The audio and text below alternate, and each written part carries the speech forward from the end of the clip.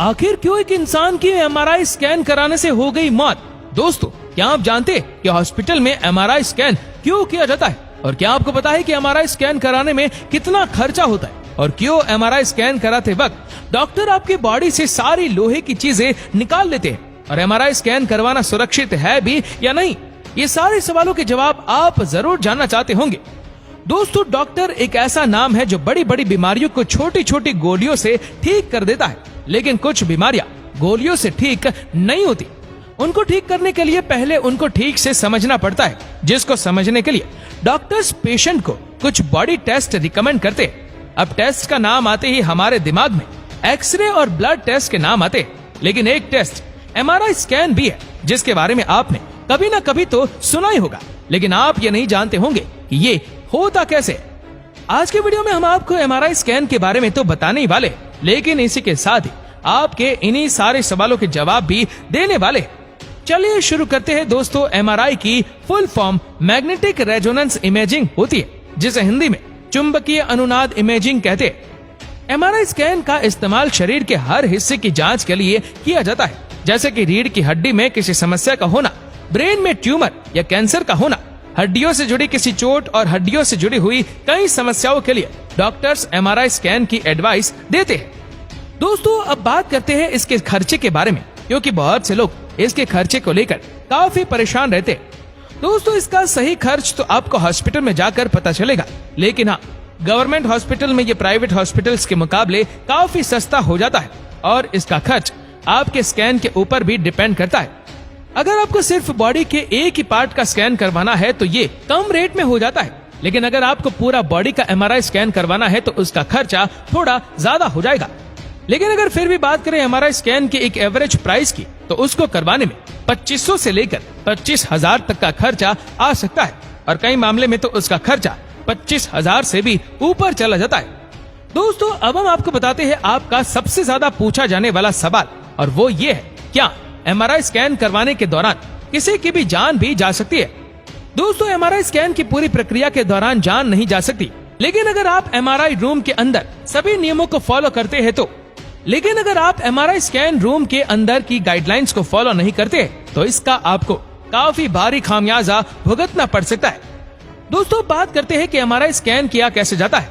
इसको करने के लिए पेशेंट को एक मशीन पर सफेद या नीले रंग की एक खास ड्रेस को पहनाकर लेटाया जाता है। यहाँ अच्छे से ध्यान दिया जाता है कि पेशेंट के जिस हिस्से का एमआरआई स्कैन होने वाला है उसको उसी डायरेक्शन के हिसाब से लेटाया जाए। पेशेंट का एमआरआई स्कैन होने से पहले उसके शरीर से सारी मेटल की चीजें उतरवा दी जाती है, जैसे कि कड़ा, अंगूठी, चेन आदि। और अगर पेशेंट के शरीर का पहले कोई ऑपरेशन हुआ है और उसमें रोड डाली हुई है या किसी प्रकार की धातु का इस्तेमाल हुआ है, तो इसकी जानकारी उसे एमआरआई स्कैन से पहले देनी चाहिए, क्योंकि स्कैन के समय ये आपके लिए काफी खतरनाक साबित हो सकता है।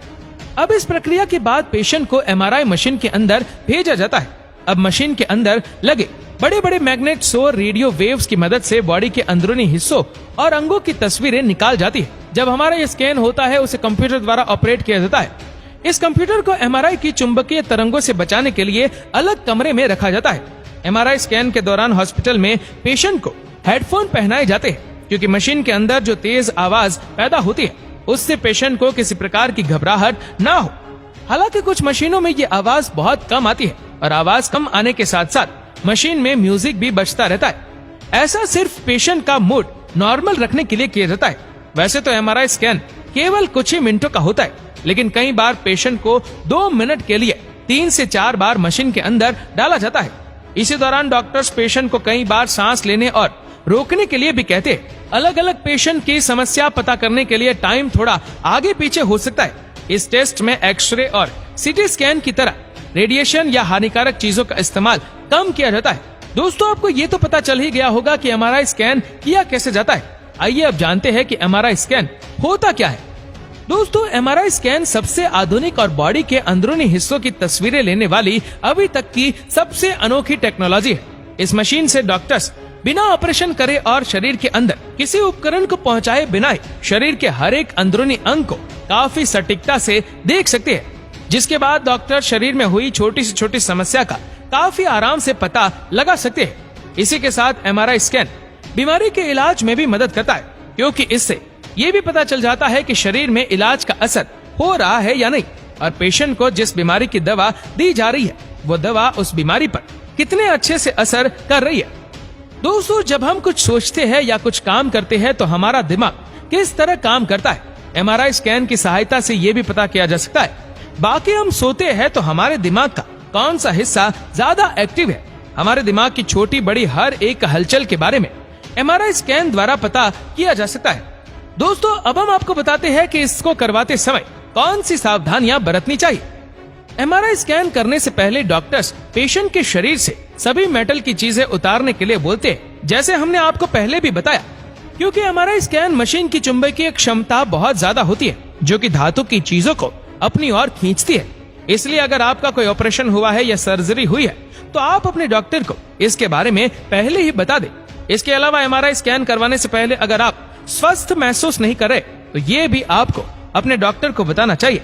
और मोस्ट इम्पोर्टेंट, एमआरआई स्कैन करवाते समय कई लोगों के दिमाग में कंफ्यूजन पैदा होती है कि इसको करवाने से पहले खाना खाना चाहिए या नहीं। तो आपको बता दें, ये आपके डॉक्टर्स पर निर्भर करता है कि वो क्या कहते हैं। कई केसेस में डॉक्टर्स टेस्ट से 4 घंटे पहले कुछ भी खाने की सलाह नहीं देते, और कई केसेस में डॉक्टर्स एमआरआई स्कैन से पहले ज्यादा पानी पीने की सलाह देते हैं। लेकिन ये सब पेशेंट की बीमारी और डॉक्टर्स पर डिपेंड करता है। इन सब के अलावा अगर किसी महिला का एमआरआई स्कैन होने वाला है और वो प्रेग्नेंट है तो उसे अपने डॉक्टर्स को इसके बारे में जरूर बताना चाहिए, क्योंकि उसके गर्भ में पल रहे बच्चे के लिए एमआरआई स्कैन के दौरान निकलने वाली रेडियो वेव्स काफी खतरनाक साबित हो सकती है। दोस्तों, अब ऐसा नहीं है कि डॉक्टर्स को जब कोई बीमारी समझ नहीं आती तो वो पेशेंट को फुल बॉडी का एमआरआई स्कैन करवाने के लिए बोलते हैं। कई बार डॉक्टर्स पेशेंट की बीमारी के हिसाब से एमआरआई कराने की सलाह देते हैं, और कई बार डॉक्टर्स पेशेंट को पर्टिकुलरली उस पार्ट का या उस ऑर्गन का स्कैन करवाने के लिए रिकमेंड करते हैं जिसमें उनको उनके मुताबिक कोई समस्या लगती है। दोस्तों, अब हम आपको बताते हैं कि एमआरआई स्कैन और सिटी स्कैन में क्या अंतर होता है। वैसे तो दोस्तों, एमआरआई और सिटी स्कैन की मशीनें बिल्कुल एक जैसी ही दिखाई देती है और लगभग इनके काम करने का तरीका भी एक जैसा होता है, लेकिन इन दोनों के बीच काम करने में काफी अंतर होता है। यहाँ एक तरफ है एमआरआई स्कैन मशीन रेडियो तरंगों के जरिए काम करती है, तो वहीं सिटी स्कैन मशीन एक्सरे के जरिए काम करती है। बॉडी के किसी भी प्रकार के स्कैन के लिए ये दोनों ही मशीनें दूसरे टेस्ट मशीन से कम जोखिम वाली होती है। इसके अलावा अलग अलग परिस्थितियों में ये दोनों ही मशीनें अपने काम में सर्वश्रेष्ठ है, लेकिन सिटी स्कैन मशीन की तुलना में एमआरआई स्कैन मशीन काफी शोर करती है, जबकि सिटी स्कैन मशीन शांति से अपना काम करती है। तो दोस्तों, ये है एमआरआई स्कैन से जुड़ी हुई कुछ वो बातें जो आप लोग जानना चाहते हैं। उम्मीद करते हैं कि इस वीडियो से आप सभी की काफी हेल्प हुई होगी और आपको एमआरआई स्कैन से जुड़े आपके वो सारे सवालों के जवाब मिल गए होंगे जो आप जानना चाहते हैं।